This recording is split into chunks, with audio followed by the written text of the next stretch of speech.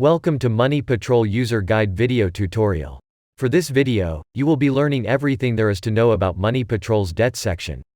Let's get started. Debts. This field allows you to keep track of your debts and determine how much you owe and how long it will take to pay off each account.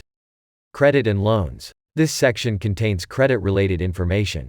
This provides you with an overall view of your credit usage and where you can check whether your credit report or score has changed.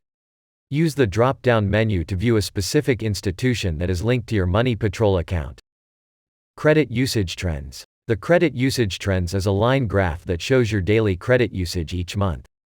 Click on the drop-down menu beside Credit Usage Trends to select a time period of reports you want to view. Next to the line graph is your overall credit usage for the current month.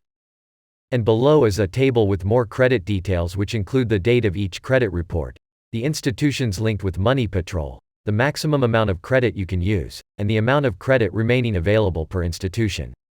You'll also see the amount of credit you've used per credit account in the credit loan column, as well as the percentage of used credit in the credit usage column. The recent payment column displays the amount and dates of your most recent payment, followed by the dates of your next due payments and the interest rate per institution.